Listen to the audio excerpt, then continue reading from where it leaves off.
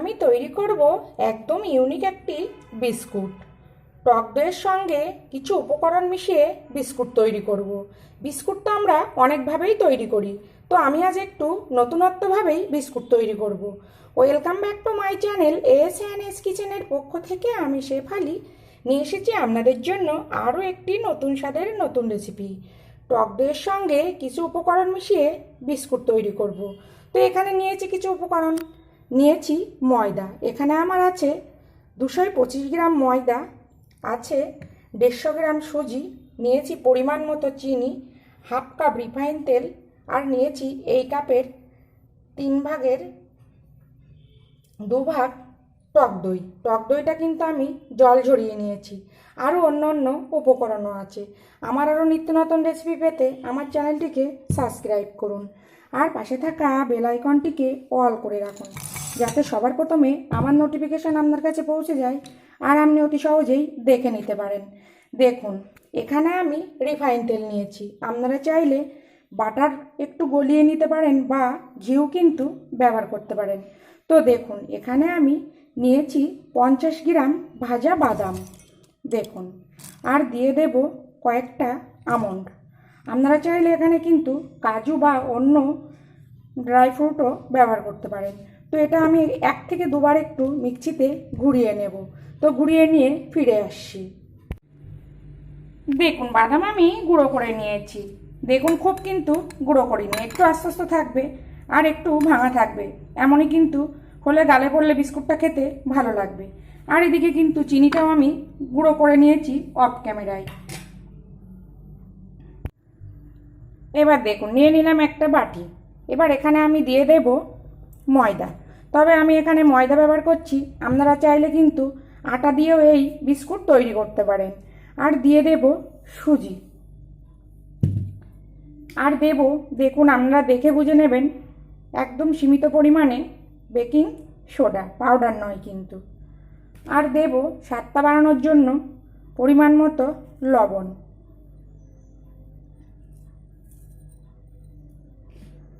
দিয়ে খুব সুন্দর করে শুকনো উপকরণ আগে মিশিয়ে নেব। দেখুন, শুকনো উপকরণ আমি মিশিয়ে নিয়েছি। এবার যে আমি তেল রেখেছি, তেলটা অল্প অল্প করে দিয়ে একটা ময়াম করে নেব। মানে তেলটা কিন্তু সব ব্যবহার করব না। দেখুন, এইভাবে হালকা হাতে ময়াম করে নিয়ে ফিরে আসছি। আবারও অল্প তেল দিয়ে দেব। এইভাবে অল্প অল্প করেই কিন্তু তেলটা মেশাবো আর ময়াম করব। তাহলে কিন্তু বিস্কুটটা খুব সুন্দর খাস্তা হবে আর খেতে ভালো লাগবে। প্লিজ ভিডিও দেখার শুরুতেই একটা লাইক দিয়েই ভিডিওটির দেখা শুরু করুন। আপনার একটা লাইক আমাকে অনেক দূরে এগিয়ে নিয়ে যেতে সাহায্য করবে। দেখুন, এইভাবে আলতো হাতে ময়াম দিয়ে ফিরে আসছি।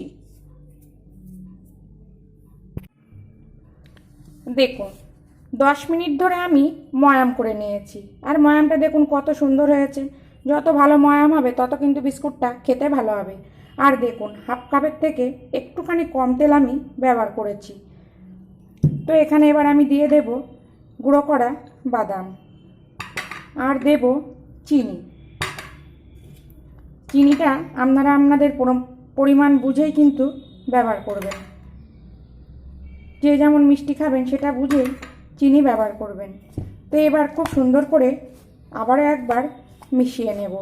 তো এই পর্যন্ত আমার নতুন বন্ধু, পুরনো বন্ধু যারা আমাকে পাশে থেকে সাপোর্ট করছেন, তাদেরকে অসংখ্য অসংখ্য ধন্যবাদ এইভাবে পাশে থেকে সাপোর্ট করার জন্য।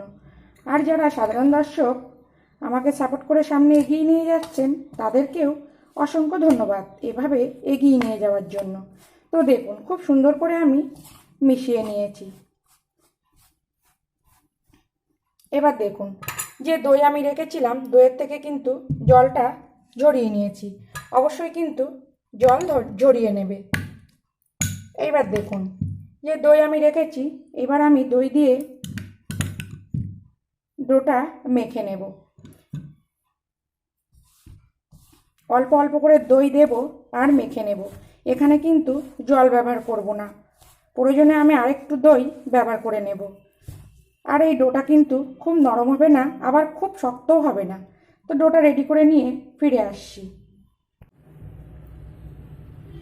দেখুন, যে দই আমি নিয়েছিলাম ওই দই দিয়েই কিন্তু আমার মাখা হয়ে গেছে। তো মাপটা যদি ঠিকঠাক থাকে তাহলে কিন্তু এই বিস্কুট খেতে খুবই সুন্দর হবে।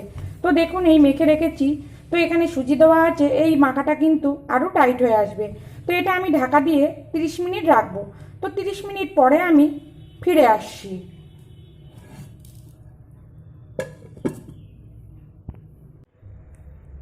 দেখুন, আমি 30 মিনিট পরে ফিরে এসেছি। আর দেখুন, অনেকটাই কিন্তু শক্ত হয়ে গেছে।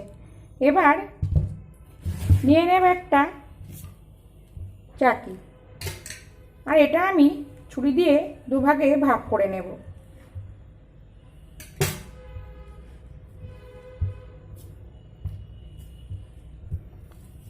দেখুন, আর একটু হাত দিয়ে মেখে একটু লম্বা শেপ করে নেব।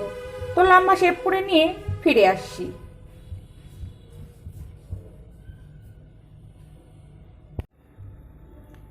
দেখুন, প্রথমে আমি লম্বা করে নিয়েছিলাম, তারপরে হাত দিয়ে চেপে একটু এরকম চ্যাপ্টা করে নিয়েছি। এইবার দেখুন, একটা ছুরি নিয়ে এইভাবে সাইজ করে কেটে নেব। যেহেতু বাদাম দেওয়া আছে, কাটতে কিন্তু একটু সমস্যা হবে। তো আমি এরকম শেপ করছি। আপনারা চাইলে আপনাদের পছন্দ মতো শেপ করে নিতে পারেন, বা কুকি কাটার দিয়েও কিন্তু এই বিস্কুট করে নিতে পারেন। তো একে এই দই দিয়ে, টক দই দিয়ে এইভাবে বিস্কুট খেয়েছেন তৈরি করে, অবশ্যই কমেন্ট বক্সে একটু লিখে যাবেন। তো দেখুন, এটা কিন্তু আমি আবার শেপ করে নেব। দেখুন, এইবার হাতের সাহায্যে একটু এইভাবে চাপ দিয়ে সোজা করে নেব। দেখুন, দেখতে দেখুন কত সুন্দর হয়েছে।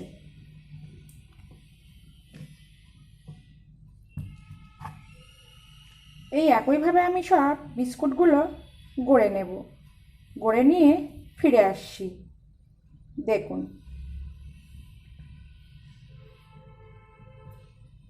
দেখতে যেমন সুন্দর হয়েছে, খেতেও কিন্তু ততটাই সুন্দর হয় এই টক দই দিয়ে বিস্কুট। আমি আমার পছন্দ মতো শেপ করছি, আপনারা আপনাদের পছন্দ মতো শেপ করে নেবেন।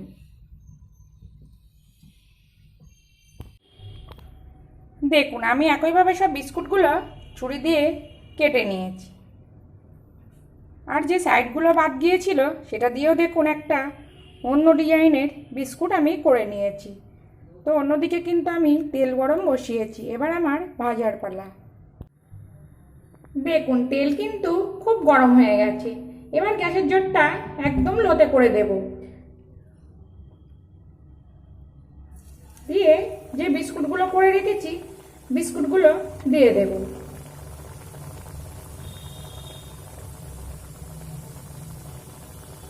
আমি এখানে প্রথমে 3টে করে বিস্কুট করে নিচ্ছি, পরে একটু বেশি করে দেব।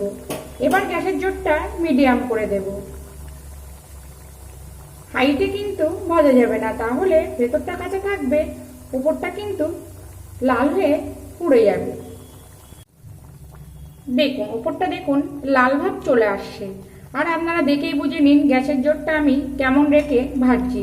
এবার আস্তে করে উল্টে দেব। আর এইভাবে উল্টে পাল্টে ধৈর্য ধরেই কিন্তু ভাজতে হবে।